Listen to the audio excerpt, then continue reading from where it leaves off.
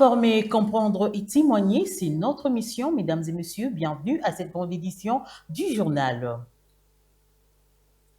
Ouvrons cette actualité pour parler de l'église au Kasaï central. Le pasteur président de l'association du Kasaï central à Kassé en cycle, Joseph Wayawissa, a effectué ce samedi 6 juin 2026 une visite d'inspection pastorale à l'église adventiste d'Inganza 3 dans les districts d'Inganza, accueilli par les responsables locaux, conduite par les pasteurs Jérémy Kamiyembe. Il a projecter un message d'encouragement et de foi dans les fidèles. Retour en image commenté sur cette activité marquée par la communion fraternelle, l'enseignement spirituel et le renforcement de la mission de l'Église. Implanté le 8 novembre 2025 dans la commune de Nganza, au quartier Nganza Nord, l'église adventiste de Nganza 3 a vécu un moment spirituel important à l'occasion de la visite pastorale du président de l'association du Kasaï Centre, le pasteur Joseph Wayawissa, accompagné de son épouse, bergère Annie Wayawissa, ainsi que du directeur du département de l'évangélisation, le pasteur Timothée Kayembe, le responsable provincial de l'église adventiste, a été chaleureusement accueilli par la jeunesse adventiste locale avant une réception officielle marquée par le mot de bienvenue, lu par l'ancien Martin Kanikou. Cette église locale, qui célèbre encore ses cultes sous un manguier et à ciel ouvert, a exprimé sa joie de recevoir cette délégation pastorale. C'est avec une immense joie et une profonde reconnaissance envers Dieu, le maître des temps et des circonstances, de recevoir ce jour notre Père spirituel, et nous vous souhaitons la bienvenue. Merci. Dans son message centré sur la fidélité, le pasteur Joseph Wayawissa a exhorté les fidèles à demeurer attachés à Dieu, quelles que soient les circonstances de la vie, tout en les invitant à suivre l'exemple des serviteurs fidèles de la foi. Reprends ce que tu faisais autrefois. Comment tu servais ton Dieu autrefois? C'était avec courage, avec détermination. Tu ne venais jamais en retard. Tu ne négligeais pas les affaires de Dieu. Tu ne manquais pas les offrandes. Tu donnais la dîme comme il se doit. Tu étais l'hospitalier de tous les serviteurs de Dieu qui venaient dans la conférence. À l'issue du culte, le président de l'association du Kasaï Centre a animé un séminaire portant sur les bonnes attitudes du chrétien, un enseignement apprécié par les participants. La visite s'est clôturée par une descente sur le nouveau terrain acquis par les membres de l'église adventiste de Nganza 3 en vue de la construction de leur futur lieu de culte.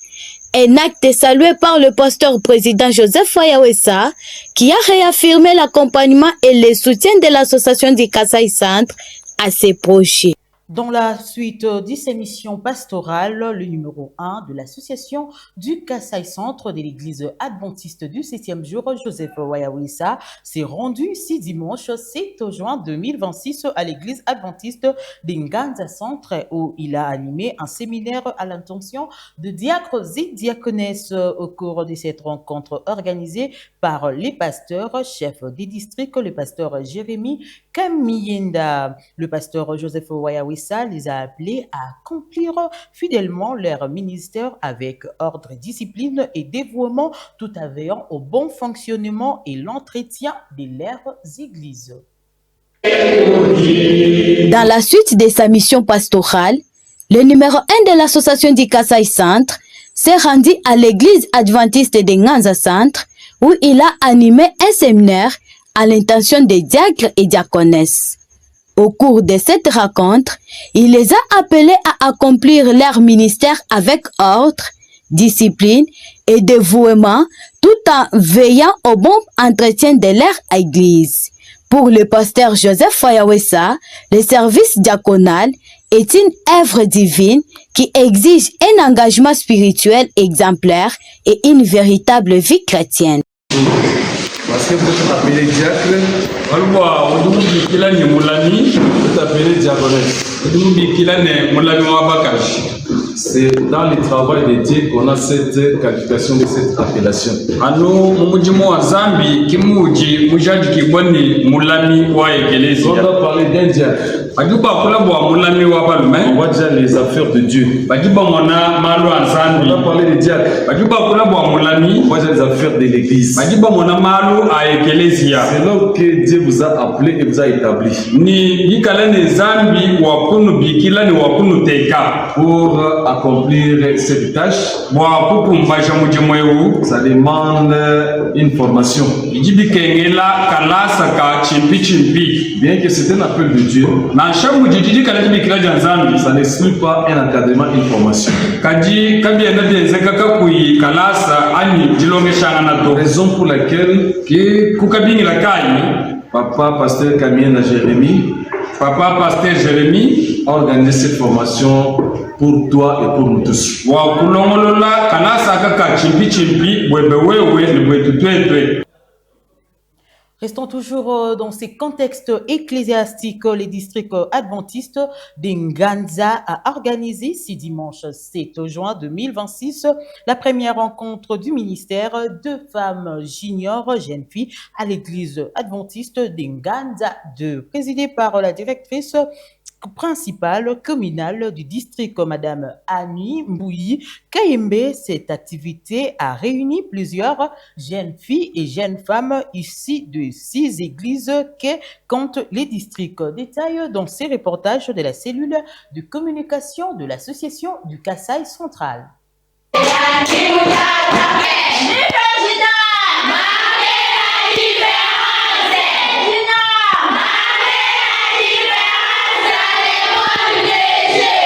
Le district adventiste de Nganza a organisé ce dimanche 7 juin 2026 la première rencontre des ministères des femmes juniors à l'église adventiste de Nganza 2. Présidée par la directrice communale du district, Madame Annie Mbouyi Kayembe, cette activité a réuni plusieurs jeunes filles et jeunes femmes ici des 6 églises que compte le district. Selon l'organisatrice, cette initiative vise à mettre en œuvre une vision d'encadrement, de formation et d'accompagnement de la jeune fille chrétienne. Nous sommes très heureuses de nous réunir à ce jour, précisément dans l'église de Nganzade, dans le cadre des femmes juniors du district. Et cette rencontre a été tenue pour nous renforcer aussi. C'est le ministère que Dieu nous a offert de propager le message des 3 anges au monde entier. C'est pourquoi nous, en particulier les jeunes filles de Nganza, des districts de Nganza, c'est pourquoi nous nous sommes réunis pour la toute première fois concernant notre réunion des femmes juniors au sein de notre district. La rencontre a été rehaussée par la présence du président de l'association du Kasaï Centre, le pasteur Joseph Wayawesa, accompagné de son épouse, Madame Annie Wayawesa. S'adressant aux participantes, elle a insisté sur l'importance de la propreté, de la bonne conduite et des valeurs morales susceptibles de préparer les jeunes filles à une vie responsable et à un foyer harmonieux.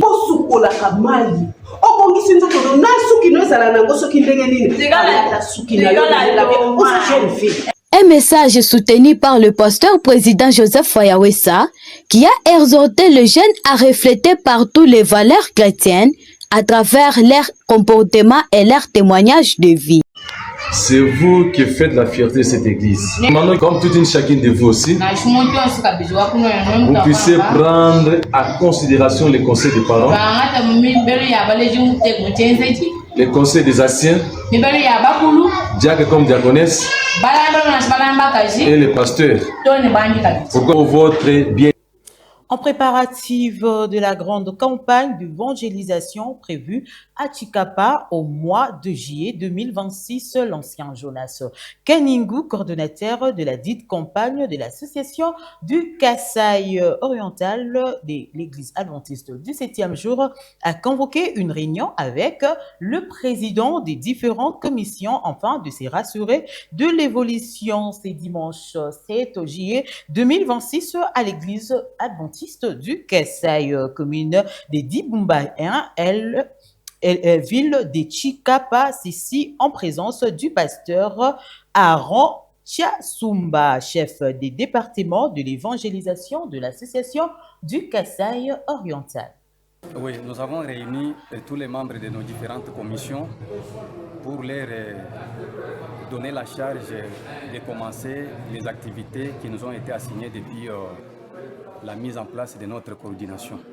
Cette coordination a pour mission essentielle de superviser toutes les activités de la campagne d'évangélisation qui pointe déjà à l'horizon la campagne de juillet qui sera bien entendu animée par le pasteur président de l'Union, je cite le pasteur docteur Grégoire Mbaye-Wambaya.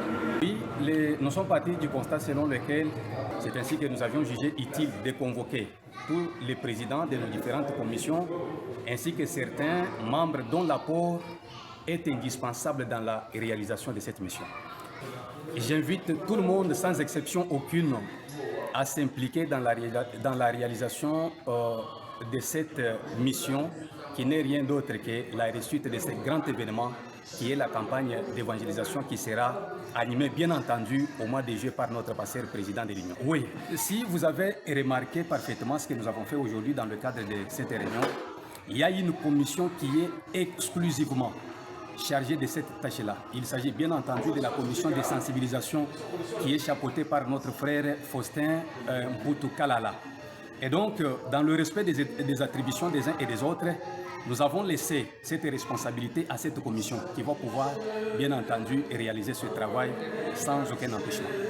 Cette grande réunion a été organisée pour démarrer les activités de la grande campagne du mois de juillet qui sera animée par le président de l'Union, Dr Mbaye-Wambaya.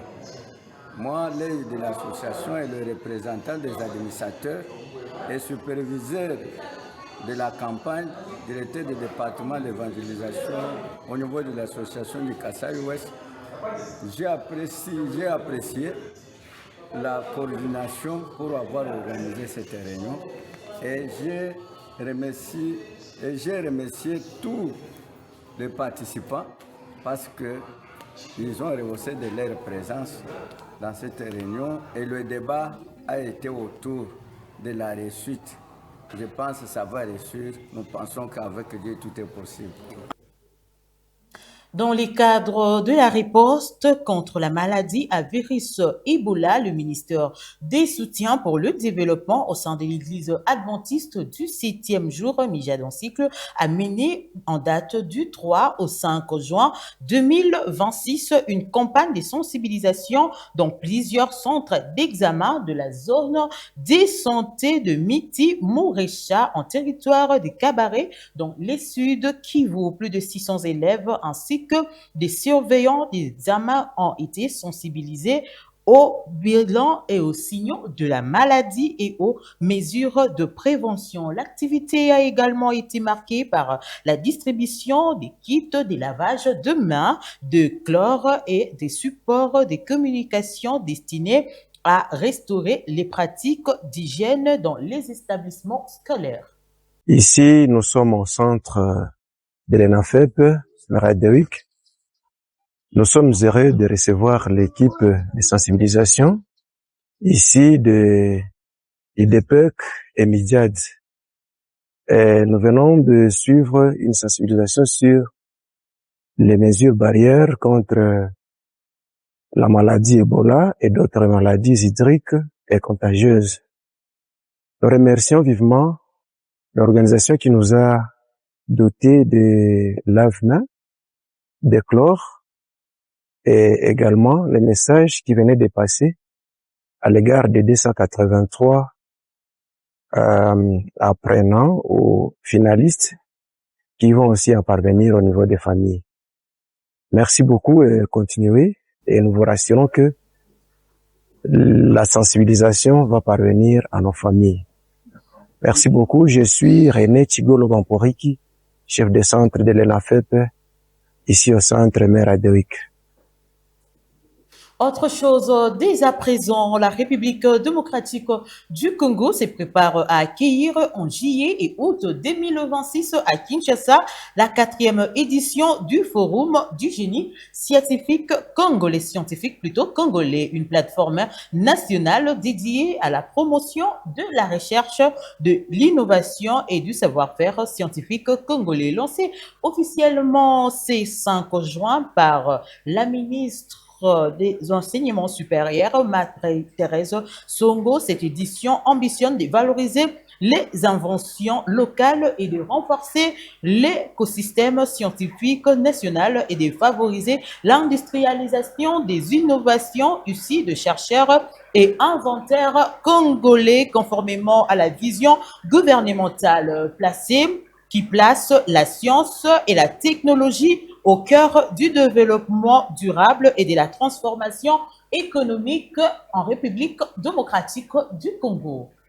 Très chers compatriotes, en ce moment où notre nation poursuit son ascension vers la souveraineté scientifique, technologique et économique, je prends la parole avec un profond sens du devoir, avec respect et avec une conviction inébranlable en la grandeur du peuple congolais. En 2023, lors du conclave du génie scientifique congolais, Son Excellence Monsieur le Président de la République, chef de l'État, Félix-Antoine Tshisekedi Tshilombo, posait un acte fondateur, ériger la recherche scientifique et l'innovation au cœur du projet national en portant l'effort budgétaire de 0,6% à 3% du budget de l'État. Ce geste n'était pas seulement une décision politique, il était un engagement solennel, un serment fait à la nation, un appel à libérer la créativité, l'intelligence et la puissance d'innovation de notre peuple. Sous la conduite éclairée de son Excellence Madame la Première ministre, chef du gouvernement, Judith Suminwa Tuluka, cet engagement présidentiel s'est traduit en actions concrètes, en réformes structurantes et en un accompagnement déterminé des institutions chargées de porter la science et l'innovation au plus haut niveau. Depuis cette impulsion présidentielle,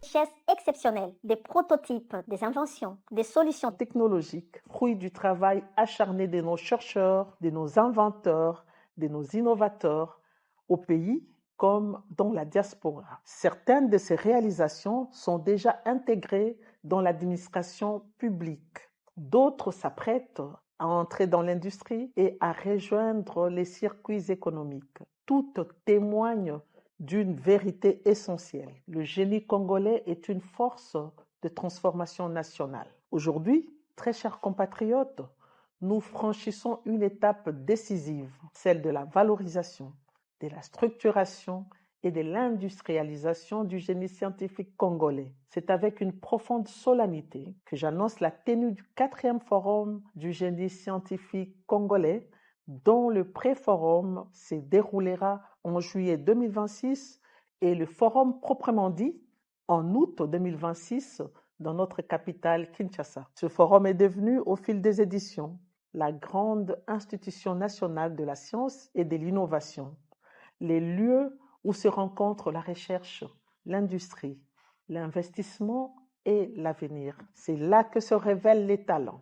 C'est là que se construisent les solutions qui renforceront notre souveraineté économique, technologique et sociale. Pour porter cette ambition, 3 structures stratégiques sont mobilisées. Le Conseil scientifique national, l'incubateur du génie scientifique congolais et le Fonds de la recherche scientifique et d'innovation technologique. J'en appelle à toutes les provinces, à toutes les universités, à tous les centres de recherche, à tous les innovateurs, à tous les entrepreneurs. Mobilisez-vous, préparez-vous, faites rayonner avec fierté et détermination le génie scientifique congolais. Très chers compatriotes, en juillet et en août 2026, le Congo scientifique se dressera, fort, uni et résolument tourné vers l'avenir.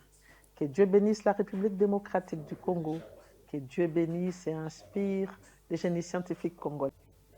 La ministre des Affaires sociales, Action humanitaire et solidarité nationale, Eve Bazaïba, a annoncé l'interdiction de l'organisation des kermesses et de toute activité à caractère festif dans des sites relevant de son ministère. Elle a également instruit l'inspection générale des affaires sociales avec l'appui de services compétents de veiller à l'application stricte de ces mesures sur l'étendue des sites concernés.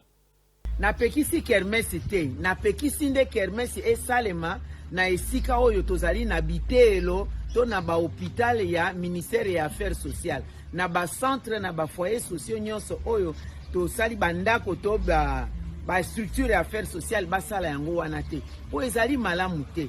Soki tokomika na eleko ya loi to vacances esika bana batangaka po tosalaka makambo ya rattrapage scolaire, tosalaka makambo ya formation et alphabétisation, okomona ba espace oyo totia yango ya ku bato bayembala moko kokota kosala zando na bango, tosala babar to banganda. Sikoyo balingi baprofite baloba mpona makambo etali lisano ya motope oyo tokobeta ya Coupe du Monde po bakongolais mpe bazobeta kuna tokende otala te. Na pekisi makambo wana te, bokoki kosala yango bisika oyo bisengeli lokola na bastadium na bastade oyo ezali na commune to na baespace ya polele, kasi na esika ya biteyelo te, esika hôpital ya affaires sociales ezali te to ya action humanitaire nde esika na pekisi mpona kobatela bizaleli mabe bikomi kosalema wana, kosala kindumba na kati ya bisika wana, komela masanga pe kolangwa babitumba ya bakuluna bazokende kubunda wana, pe na pekisi mpona salite okomona ekomi lokola bapoubele, milangi ya plastiki kobwaka, bakwanga, babiloko bazolia, pe nesika ya nzongo okomona batoilette nyonso ebebi kobeba.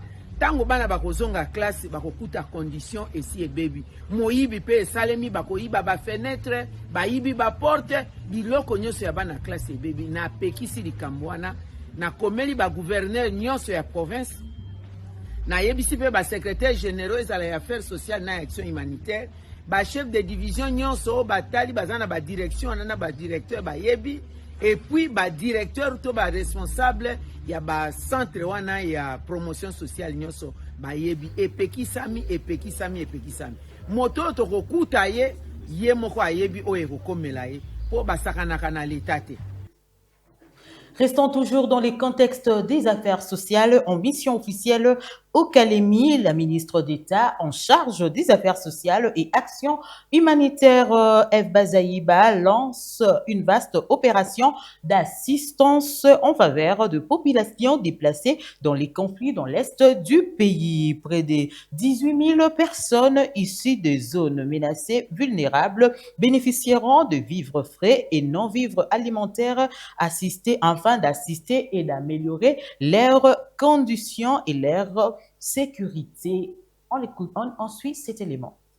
À Kalemi, la ministre Eve Bazaïba y est pour une mission d'urgence humanitaire conformément à la volonté du président Félix Tshisekedi. Je suis venu apporter une réponse humanitaire en termes d'abord de l'urgence constituée de savoir est-ce que là où ils sont les déplacés ont de l'eau, est-ce qu'ils ont un abri, ils ont quelque chose à manger et qu'est-ce que nous pouvons envisager pour le futur. Au lieu de les garder dans cette situation-là d'humanitaire, nous allons aller dans une approche de résilience, dans une approche de durabilité. Cette intervention humanitaire vise à soutenir 2000 ménages déplacés, soit environ 18 000 personnes, en leur fournissant des vivres et des biens de première nécessité afin de renforcer leur sécurité alimentaire durant les prochains mois. Ce sont des Congolais. Quand vous n'êtes pas à Uvira, vous n'êtes pas à Goma, Bukavu, vous êtes à Kalemi, c'est chez vous, vous pouvez vous construire une maison, vous restez, vous avez une terre, vous cultivez et vous restez. Et vous devez savoir que les chefs de l'État,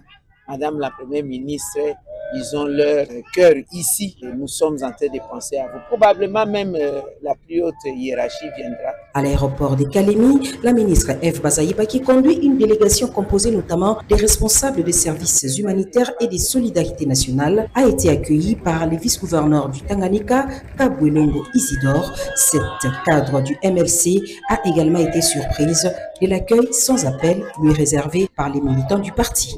À Kinshasa, la deuxième phase de la campagne de gratuité de prise en charge de maladies de la rétine et de la cataracte se poursuit avec succès. En visite d'évaluation à la Fondation Vision, le gouverneur de la ville-province de Kinshasa, Daniel Bumba Lubaki, se félicite des résultats obtenus avec avec plus de 500 patients déjà opérés grâce à l'appui de spécialistes stagiaires américains. Il a également annoncé une nouvelle édition de cette initiative en octobre prochain dans le cadre du programme Kinshasa Izo Bunga. Tout s'est fait gratuitement, donc il y a offert, faut le monter de annoncer qui, bateau qui dépisté positif ne qui awa ne moni opération des os aliments, on soit retrouvé vu, surtout à cataracte ça coûte encore plus facile. Et to remercier bango na bakinoise na bakinoise soit répondre qui positivement na campagne yo na ba informer qui bateau basa na ba maladie ne to baka mutu poza acteur de développement force en tout kolongo.